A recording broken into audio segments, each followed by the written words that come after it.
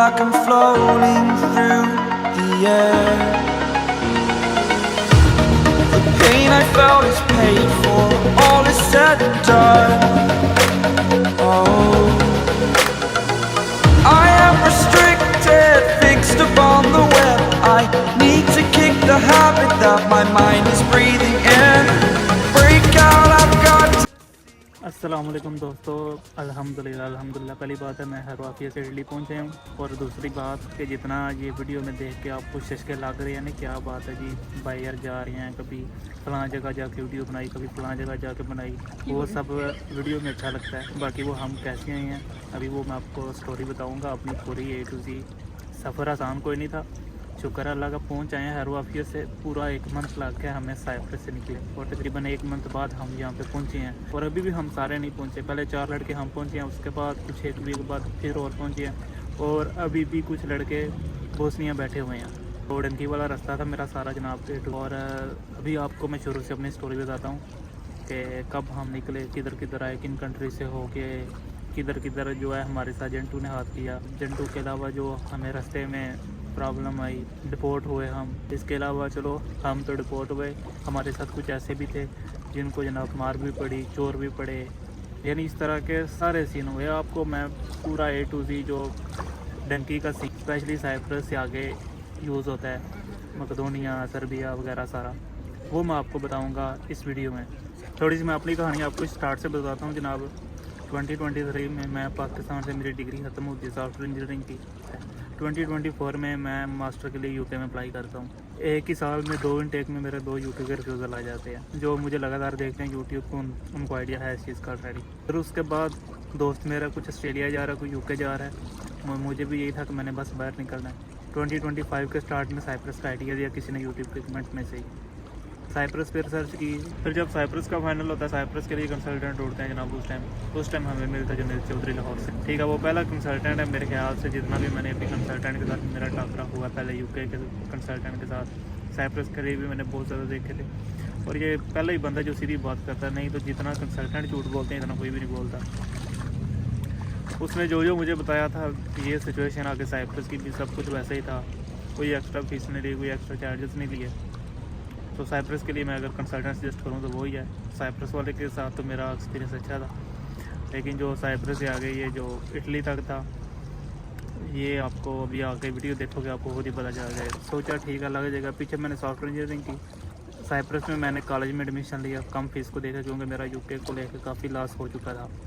ठीक है, MBA में मैंने एडमिशन लिया, साइप्रस पहुँचे, 5 मंथ मुझे हुए साइप्रस में, मुझे पिंक कार्ड मिला। ठीक है, पिंक कार्ड मिला मुझे, मेरे दोस्त ने बोला कि यार ठीक है आगे निकल जाए, इटली या स्पेन चले जाते हैं। स्पेन का सोच के आए थे, बिल्कुल वक्त में इटली में हूँ।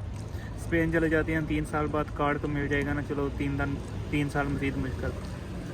ठीक है जी, इस पर सर्च करना शुरू हो गया जी कैसे मूव होते हैं। विज़िट वीज़ा का ऑप्शन था, बायर वाला भी डंकी सिस्टम ही है, और जो मैंने लगाई है वो भी डंकी है।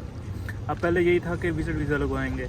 अब विज़िट वीज़ा के लिए रिक्वायरमेंट कुछ ऐसी थी कि मेरी जो पिंक की वैलिडिटी है वो बड़ी अजीब सी थी, क्योंकि विज़िट वीज़ा आपके 100% लगने के चांसेस तब भी होते हैं जब आपको कॉलेज या यूनिवर्सिटी से छुट्टियाँ हों। और मेरे सीन में ये था कि मेरा जो कार्ड था ना, पिंक कार्ड, वो जब छुट्टियाँ होनी थी मुझे कॉलेज से, यानी गर्मियों की छुट्टियाँ, तब वो एक्सपायर होना था। फिर एक्सपायर जब रीन्यू करवाना था वो टाइम लग जाना था। सो इस वजह से वो मेरा यही था कि अभी साल में पूरा यहाँ पे स्टे करूँगा, उसके बाद भी कार्ड रीन्यू कर दूँगा, इतने में छुट्टियाँ ख़त्म हो जाएंगी तो वीज़ा लगने के चांसेस कम हो जाएंगे। और दूसरी बात यही कि स्पेन जो अपना पद्रोन वाला रूल ना चेंज कर लेता होता। बस ऐसे ही अच्छा खासा काम था। ठीक है जी, छोड़ छाड़ के बातों में सलाह बन गई, निकल आए, जेंट ढूंढना शुरू हो गए। आगे पीछे काफ़ी पता किया, काफ़ी जेंट देखे, तो एट द एंड एक जेंट से बात हो गई। अभी वो जेंट मैं मेंशन नहीं करूँगा क्योंकि मैं नहीं चाहता कि आप मेरी वजह से उसकी तरफ जाएं। और मुझे नहीं पता, हमारे साथ तो कह रहा हूँ मैं 1 मंथ लगा है, बुरा भी हुआ है। ठीक है, अब मे भी जो दूसरे एजेंट है वो इससे भी ज़्यादा बुरा होता है, या मे भी इससे बेहतर हूँ। खैर मैं नाम सी में टारगेट नहीं करूँगा किसी को पर्सनली। अच्छा जी, फिर एट द एंड जब एजेंट मिल गया हमको, फिर हमारे पास 2 ऑप्शन थे, या बायर या जो डंकी होती है दूसरी, मकदोनिया, बोस्निया वगैरह के रास्ते से जो मोस्टली लगा के आते हैं वो। बायर वाला क्या सीन होता है, इसकी भी मैं A to Z आपको सारी बताता हूँ। हमारे साथ बहुत ज़्यादा ऐसे लड़के हैं जो बायर जिन्होंने जाने की कोशिश की है लेकिन नहीं बना, एट द एंड उन्होंने हमारे वाला रास्ता चूज़ किया।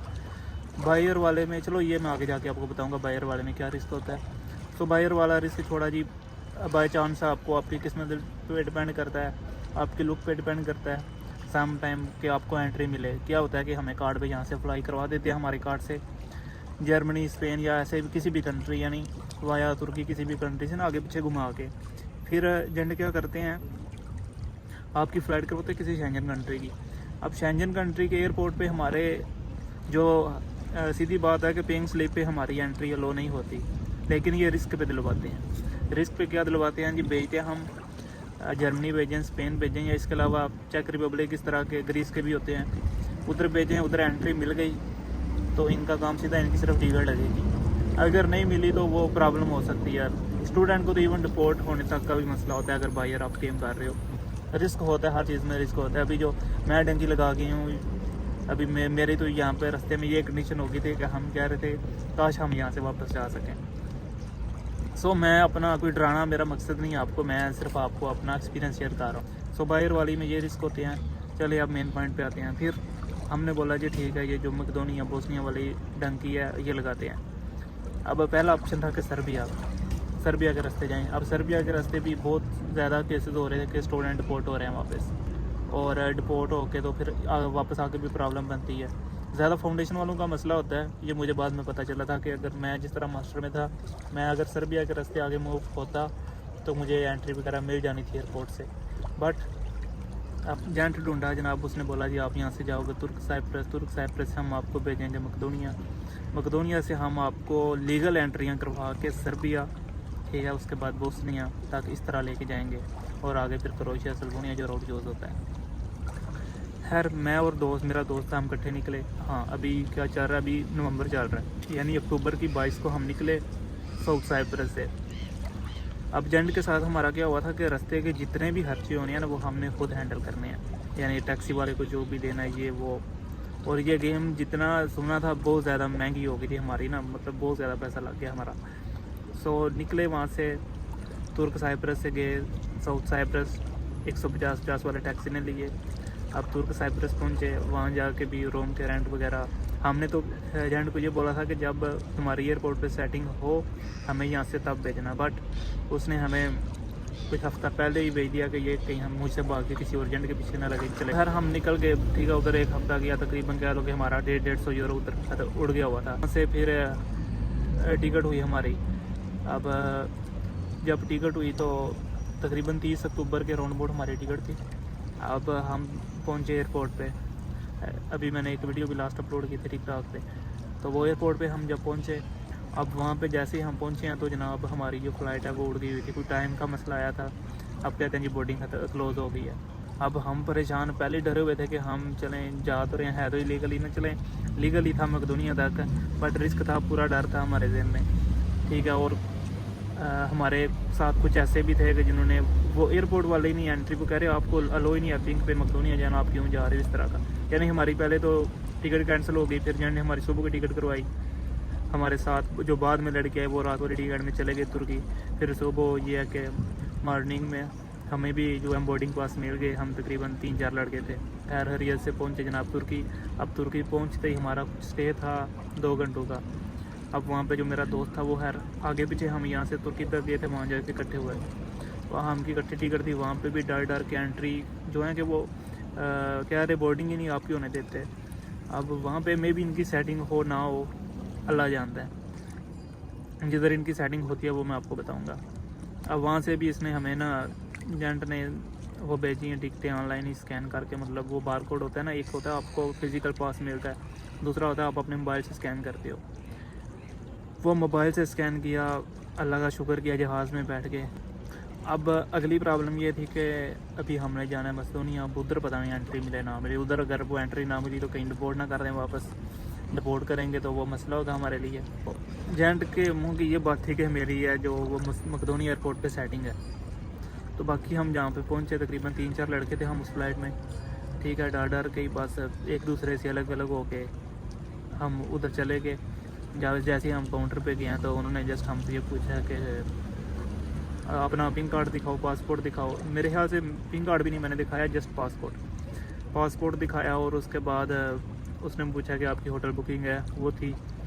अब वो होटल बुकिंग दिखाई रही, एंट्री मिल गई है मुझे, इसी तरह बाकियों को भी मिल गई है।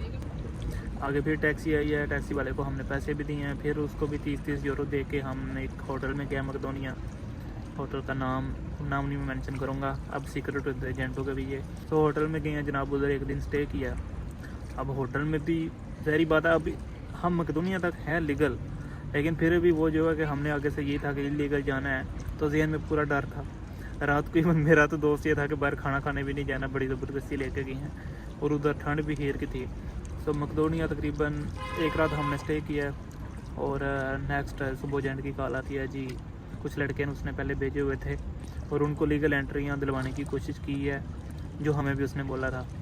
और उनको ना वो उनका क्या मसला होगा, लीगल एंट्री आपको मिल जाती है भाई, अगर आप 2-3 बंदे जाते हो ना, मतलब लीगल एंट्री क्या, एक कंट्री से अपने दूसरे कंट्री बाय लैंड एंटर होते हो, चेक पोस्ट होती है, चेक पोस्ट पे आपके पासपोर्ट स्कैन होती हैं, ठीक है, स्टैम्प वगैरह लगती है।